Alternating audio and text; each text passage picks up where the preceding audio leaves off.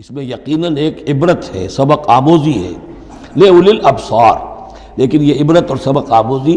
صرف ان کے لیے ہوتی ہے کہ جو آنکھیں رکھتے ہوں، جن کے اندر جو ہے دیکھنے کی صلاحیت موجود ہو۔ اب یہ آج بڑی اہم آ رہی ہے فطرت انسانی کے اعتبار سے۔ ظاہر بات ہے کہ چونکہ یہاں خاص طور پر میں نے عرض کیا تھا کہ یہود کی طرف ایک جو ہے وہ ایک روح سخن موجود ہے اہل کتاب کی طرف، اور اس واقعے کے اندر تو خاص طور پر جن لوگوں کے اندر کہ یہ دنیا کی محبت زیادہ شدید ہوتی ہے، تو اس کا ایک اثر بتا رہے ہیں کہ یہ واقعتاً اللہ نے فطرت انسانی میں رکھی ہے،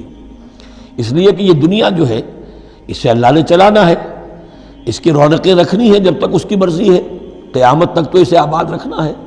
اولاد پیدا ہوگی تو دنیا قائم رہے گی، نسل چلے گی، مرد اور عورت کی ایک دوسرے کے ساتھ کشش ہوگی تو اولاد پیدا ہوگی، اور یہ تمام چیزیں جو ہیں دولت کی کوئی طلب ہوگی تو آدمی محنت کرے گا، مشقت کرے گا، کمائے گا، تو اس لیے یہ چیزیں فطرت انسانی میں ہیں، یہ بیسک اینیمل انسٹنکٹس ہیں۔ بس ضرورت اس بات کی ہوتی ہے کہ ان انسٹنکٹس کو دبا کر رکھا جائے، اللہ کی محبت، اللہ کی شریعت کو اس سے بالا تر رکھا جائے، بس یہ نہیں ہے کہ ان کو ختم کر دیا جائے۔ سیلف اینیہیلیشن اسلام میں نہیں ہے، یہ رہبانیت ہے کہ اپنے نفس کو کچل دو، ختم کر دو، نہیں، سیلف کنٹرول، اپنے آپ کو کنٹرول میں رکھو۔ یہ منہ زور گھوڑا ہے نفس انسانی کا، لیکن جتنا طاقتور گھوڑا ہوگا اتنا ہی آپ کے لیے تیز دوڑنا جو ہے وہ آسان ہوگا، لیکن جتنا منہ زور اور طاقتور گھوڑا ہے اتنا ہی اسے قابو میں رکھنے کی ضرورت بھی ہے، ورنہ اگر اس کے رحم و کرم پر سوار آ گیا تو جہاں چاہے گا پٹخنی دے دے گا۔ تو اس اعتبار سے سیلف کنٹرول ہو، گھوڑا پورا قابو میں ہو۔ البتہ یہ ہے کہ سیلف کو، اپنے نفس کو، اس کو کچل ڈالنا، سیلف اینیہیلیشن، یہ اسلام میں نہیں۔ زُیِّنَ لِلنَّاسِ حُبُّ الشَّهَوَاتِ مِنَ النِّسَاءِ، مزین کر دی گئی ہے لوگوں کے لیے ایک تو محبت جو ہے شہوت کی محبت خواتین کے بارے میں۔ اب دیکھیے یہاں بھی قرآن مجید گویا کہ ایک طرح سے تائید کر رہا ہے فرائڈ کی، اس کے نزدیک سب سے پورٹنٹ فیکٹر جو ہے، سب سے پورٹنٹ جو موٹیو ہے انسان کا، وہ سیکس ہے، اور یہاں بھی اللہ تعالیٰ نے سب سے پہلے اسی کا ذکر کیا ہے۔ اگرچہ میرے نزدیک ضروری نہیں ہے، اس لیے کہ دوسری جگہوں پر پیٹ جو ہے معاشی ضرورت یہ اس سے بھی سخت ہو جاتی ہے، لیکن یہ کہ واقعتاً یہ حضور نے بھی فرمایا ہے صلی اللہ علیہ وسلم، ما ترکت بعدی فتنۃ اضر علی الرجال من النساء، میرے بعد اب مردوں کے لیے عورتوں کے فتنے سے بڑا فتنہ اور کوئی نہیں ہے۔ ان کی محبت جو ہے وہ انسان کو کہاں سے کہاں لے جاتی ہے۔ بلعام بن باورہ یہود کے اندر ایک بہت بڑا عالم اور فاضل شخص تھا، ایک عورت کے چکر میں آ کر اور وہ شیطان کا پیرو بن گیا، وہ قصہ آئے گا سورہ اعراف کے اندر۔ تو واقعہ یہ ہے، لیکن ایک فطرت کے اندر ہے تو صحیح، محبت تو ہے۔ زُیِّنَ لِلنَّاسِ حُبُّ الشَّهَوَاتِ مِنَ النِّسَاءِ والبنین، اور بیٹے انسان کو بہت پسند ہیں، بیٹے ہوں، اس کا نام چلتا رہے، بڑھاپے کا سہارا بنے۔ والقناطیر المقنطرۃ من الذهب والفضہ،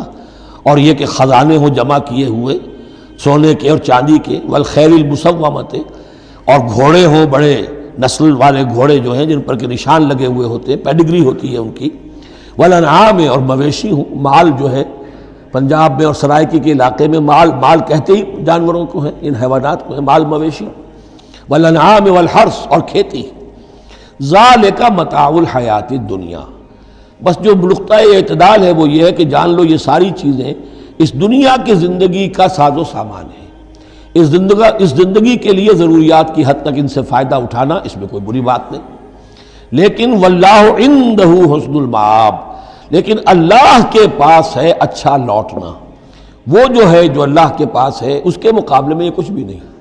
اگر یہ ایمان بالآخرہ ہے تو پھر تو انسان ان تمام چیزوں کو، اپنے تمام جذبات و میلانات کو ایک حد کے اندر رکھے گا، اس سے آگے نہیں آنے دے گا۔ لیکن اگر ان میں سے کوئی ایک شے بھی اتنی زوردار ہو گئی اس کی محبت کہ آپ کے دل کے اوپر اس کا قبضہ ہو گیا تو بس آپ گئے، اب وہی ند ہے، وہی اب آپ کا معبود ہے، چاہے وہ دولت ہو، چاہے وہ کوئی اور شے ہو، وہ اب آپ کا معبود بن جائے گی۔ قُلْ أُنَبِّئُكُم بِخَيْرٍ مِّن ذَلِكُمْ،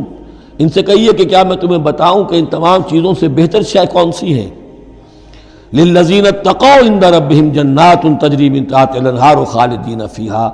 وہ لوگ کہ جو اپنے رب کا تقوی اختیار کرتے رہے۔ تقوی یہی ہے کہ اپنے نفس کا بھی حق ہے دو، اِنَّ لِنَفْسِکَ عَلَیکَ حَقًّا، لیکن ناجائز راستے سے نہیں۔ تمہارے پیٹ کا بھی حق ہے، اس کا ادا کرو، لیکن عقل حلال سے۔ تمہاری اولاد کا تم پر حق ہے، ان لنفسک علیک حقا وان لزوجک علیک حقا وان لزورک علیک حقا، تمہارے ملاقاتی آتے ہیں ان کا بھی تم پر حق ہے، وہ حقوق ادا کرو، لیکن اللہ سے اوپر کسی حق کو فائق نہ کر دینا، بس یہ ہے اصل بات۔ اگر تو یہ اگر حفظ مراتب نہ کنی زندگی، اگر یہ حفظ مراتب نہیں ہوگا تو گویا کہ اب آپ گئے، دین اور دنیا سب گئی۔